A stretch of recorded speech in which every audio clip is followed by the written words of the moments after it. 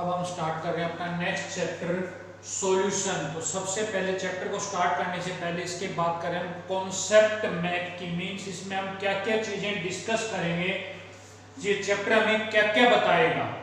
तो सबसे पहली चीज आती है व्हाट इज सॉल्यूशन। तो इसमें बात करेंगे कि सॉल्यूशन होता क्या है, कि it is the mixture homogeneous mixture of two और मोर देन टू कंपोनेंट्स, मतलब दो या दो से ज्यादा चीजों का होमोजेनस मिक्सचर को हम कहते हैं सॉल्यूशन। तो सबसे पहली चीज इसमें बात करेंगे सॉल्यूशन और कंपोनेंट कौन कौन से होते हैं, कैसे होते हैं, उनके बेसिस पे टाइप ऑफ सॉल्यूशन की बात करेंगे।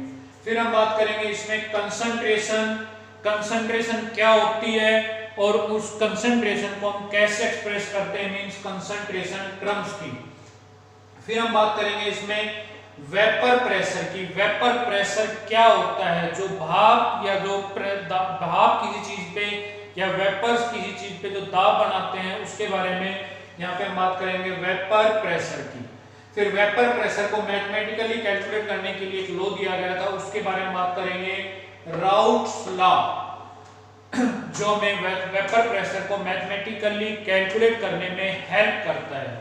और राउट्स लॉ के बेस पे हमारे पास दो टाइप के सॉल्यूशन बनते हैं, फिर ideal and non ideal solution. इनके बारे में बात करेंगे कि मींस जो राउट्स लॉ को फॉलो कर दे वो आइडियल, फॉलो ना करे वो नॉन आइडियल। इसके बारे में हम इसमें और detail ideal and non ideal solution वाले टॉपिक पे डिस्कस करेंगे।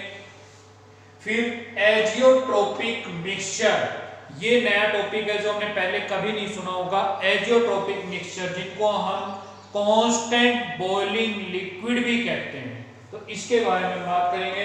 फिर आता है हमारा कोलिगेटिव प्रॉपर्टीज, तो नाम से लग रहा है कोलिगेट मींस एडिशन, वो प्रॉपर्टी जो नंबर ऑफ पार्टिकल्स पे डिपेंड करती है ना कि उनकी नेचर पे, तो उनके बारे में बात करेंगे। कोलिगेटिव प्रॉपर्टी क्या होती है, कौन कौन सी होती है और उनका क्या सिग्निफिकेंस है।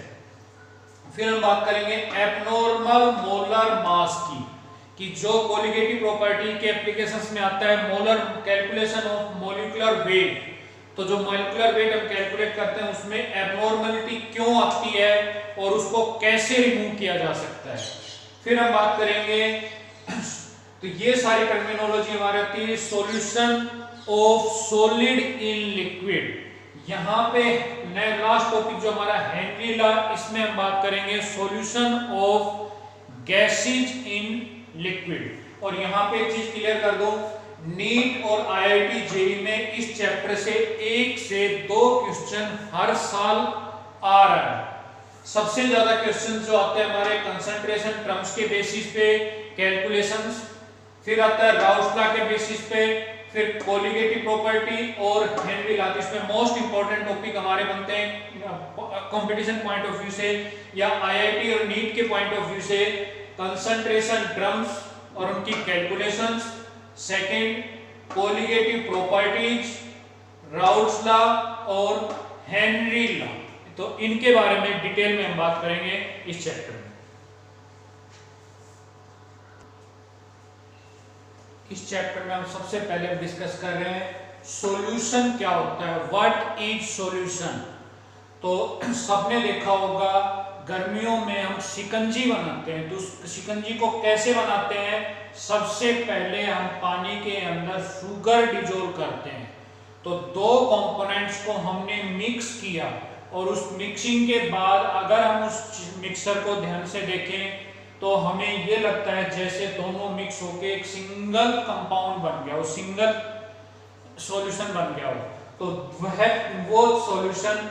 तो मींस डेफिनेशन की बात करें, it is the homogeneous mixture of two और more than two components which are non reacting with each other. Means ये वह होमोजेनस मिक्सचर है जिसको में दो कंपोनेंट्स को हमने मिलाया हुआ है, दो या दो से ज्यादा कंपोनेंट्स को हमने मिक्स किया हुआ है और जिनकी आपस में कोई रिएक्शन नहीं होती। अगर रिएक्शन होगी तो वो सॉल्यूशन बनाने की बजाय पहले रिएक्ट करेंगे, फिर उसके ऊपर डिपेंड करता है कि रिएक्शन के बाद प्रेसिपिटेट बनता है या सॉल्यूशन फॉर्म में आ जाता है, वो एक सेपरेट थिंग है। लेकिन जब भी हम सॉल्यूशन बनाते हैं तो ऐसे कंपोनेंट्स का सॉल्यूशन बनाते हैं जिनमें आपस में कोई रिएक्शन ना हो और दोनों अच्छे से एक दूसरे के अंदर मिक्सअप हो जाए और मिक्सिंग के बाद दोनों होमोजेनस हो जाए, मीन सेम फेज में आ जाए। तो it is the homogeneous mixture of two और more than two components which are non reacting with each other। तो अब ये बात होगी हमारी सॉल्यूशन क्या होता है। Solution on the basis of number of components, means उसमें कितने पार्ट्स, हम कितनी चीजें मिक्स की हैं उसके बेसिस पे सॉल्यूशन वेरियस टाइप के, यहाँ पे मैं 3 टाइप डिस्कस कर रहा हूँ। बाइनरी सॉल्यूशन मींस इसके अंदर 2 कंपोनेंट होंगे, बाइनरी मींस 2, तो इसमें 2 कंपोनेंट्स होंगे। टर्सरी इसमें 3 कंपोनेंट्स होंगे, क्वार्टनरी इसमें 4 होंगे, ऐसे 5, 6, 7, 8 मींस नंबर ऑफ कंपोनेंट्स के बेस पे बढ़ता चला जाएगा। तो यहाँ पे हम मेनली बात कर रहे हैं बाइनरी सॉल्यूशन की। तो जैसा भी हमने बात की, बाइनरी सॉल्यूशन में 2 कंपोनेंट्स होंगे, एक कंपोनेंट को हम कहेंगे सोल्यूट और दूसरे कंपोनेंट के कहेंगे हम सोलवेंट। तो सोल्यूट किसे कहते हैं, तो it is that component of solution which is to be dissolved and mainly it is present in lesser amount। मतलब वो कंपोनेंट जो सॉल्यूशन बनाने के लिए डिजोल्व किया जाता है वो सोल्यूट होगा, और ज्यादातर केसेस में इसकी अमाउंट दूसरे कंपोनेंट से कम होती है। तो दैट कंपोनेंट, या ये कह सकते हैं सोलवेंट से या दूसरा कंपोनेंट से हम बाइनरी की बात करें तो उससे इसकी अमाउंट कम होती है। इन जनरल, नॉट 100%, तो इन जनरल इसकी अमाउंट कम होती है। That component which is dissolve, जो डिजोल्व किया जाता है वो पार्ट होता है हमारा सोल्यूट। दूसरा आता है हमारा सोलवेंट, सॉल्यूशन का वो पार्ट या वो कंपोनेंट जिसके अंदर सोल्यूट डिजोल्व किया जाता है या जिसके अंदर सॉल्यूशन प्रिपेयर किया जाता है, that component is called solvent. जैसे तो थोड़ी देर पहले मैंने बात की थी शुगर सॉल्यूशन की, कि चीनी को पानी में मिक्स किया मैंने, तो चीनी यहाँ पे चीनी को मिक्स किया गया है तो चीनी यहाँ पे होगा सोल्यूट और वाटर हमारा हो जाएगा सोलवेंट। और एक चीज और ध्यान रखना कि जो सॉल्यूशन की स्टेट होगी वही स्टेट हमारी सॉल्वेंट की होती है। मींस सॉल्यूशन की स्टेट डिपेंड करती है नेचर ऑफ सॉल्वेंट। सॉल्वेंट अगर सॉलिड है तो सॉल्यूशन भी सॉलिड ही बनेगा, अगर सॉल्वेंट लिक्विड है तो सॉल्यूशन लिक्विड बनेगा, सॉल्वेंट गैस स्टेट में है तो सॉल्यूशन भी गैसियस स्टेट में ही बनेगा। मींस सॉल्यूशन की जो स्टेट है वो डिपेंड करती है हमारी नेचर ऑफ सॉल्वेंट। अब यहीं पे मैं बात करूं, मैंने HNO3 का सॉल्यूशन बनाया वाटर के अंदर, जिसमें मैंने 69 ml HNO3 लिया, 31 ml वाटर लिया और हमारे पास वाटर सॉल्यूशन HNO3 का बना। अब इसमें अगर हम बात करें सोल्यूट कौन सा है और सोलवेंट कौन सा है, तो सिर्फ अगर हम लेके चले अमाउंट की बात करें तो अमाउंट इसके अंदर वाटर की कम है, एसिड की ज्यादा है। तो अमाउंट के बेसिस पे अगर बात करें तो यहाँ पे हमारा होना चाहिए water is solute and acid is solvent. But definition के अकॉर्डिंग सोल्यूट वो कंपोनेंट होता है जो डिजोल्व किया जाता है। तो एसिड का जब भी हम वाटर में मिक्सिंग करते हैं तो वहां पे एक चीज बताई जाती है, add always acid to water not water to acid. Acid को हमेशा पानी में मिक्स करना चाहिए, ना कि पानी के अंदर, सॉरी एसिड के अंदर पानी नहीं डालना चाहिए, वाटर के अंदर पानी के अंदर एसिड मिक्स करना चाहिए। तो इसी के बेसिस पे हमने एसिड को डिजोल्व किया, चाहे उसकी अमाउंट कितनी भी है, वाटर से कम है या ज्यादा, हमेशा हम डिजोल्व करेंगे वाटर के अंदर एसिड को। तो एसिड हमेशा रहेगा सोल्यूट और वाटर होगा हमारा सोलवेंट। इसीलिए मैंने बात की है सोल्यूट वो कंपोनेंट है जो डिजोल्व किया जाता है और सोलवेंट वो कंपोनेंट है जिसमें डिजोल्व किया जाता है। तो ये बात होगी हमारी सोल्यूट और सोलवेंट की। अब हम बात करें next classification on the basis of state of solute और सोलवेंट।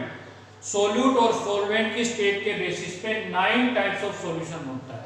सबसे पहला सॉलिड सोल्यूट है, सॉल्वेंट भी सॉलिड है, मींस सॉलिड को सॉलिड के अंदर मिक्स किया गया है। तो इसका एग्जांपल होगा एलॉय, मींस मिश्र धातुएं, जैसे स्टील है, ब्रास है, ये सारी हमारी क्या है, सॉलिड इन सॉलिड का एग्जांपल है। सॉलिड को सॉलिड के अंदर मिक्स करके सॉल्यूशन बनाया हुआ है। तो दीज आर एलॉयज। नेक्स्ट है सॉलिड लिक्विड, मींस सोल्यूट हमारा सॉलिड है, सॉल्वेंट लिक्विड है, लिक्विड के अंदर सॉलिड। तो डेली लाइफ में हम इनके साथ बहुत सारे डील करते हैं, जैसे अभी मैंने बात की शुगर सॉल्यूशन की, ऐसे ही salt solution means NaCl in water का एग्जांपल ले सकते हैं, या और भी कोई सॉलिड को हम वाटर में डिसॉल्व करने के एग्जांपल ले सकते हैं। नेक्स्ट आता है सॉलिड है सोल्यूट और सॉल्वेंट है गैस।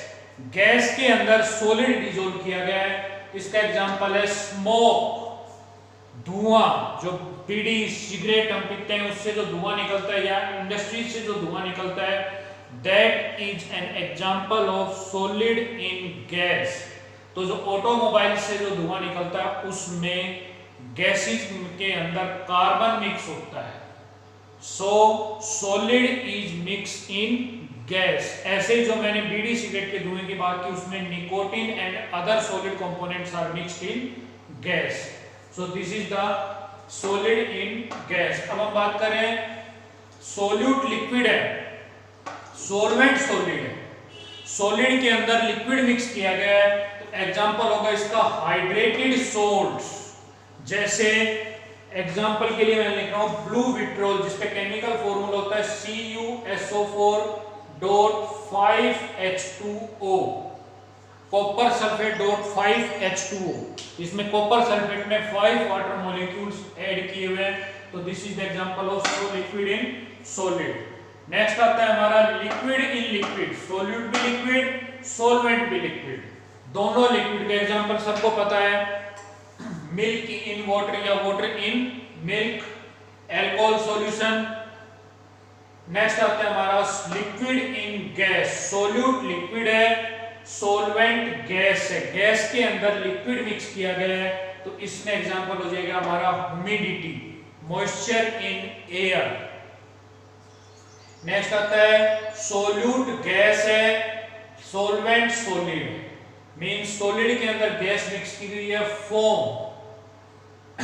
नेक्स्ट आता है गैस इन लिक्विड, लिक्विड के अंदर गैस मिक्स की गई है। इसमें examples cold drinks, CO2, aerated drinks भी कहते हैं इनको। नेक्स्ट है हमारा गैस इन गैस, इसका सबसे बेस्ट एग्जांपल है एयर, जिसके अंदर different types of gases mix होती हैं, carbon dioxide, nitrogen, oxygen etcetera, सारी गैसेस इसमें मिक्सअप होकर जो सॉल्यूशन बनता है दैट इज एयर। तो सभी गैसेस का मिक्सचर है एयर।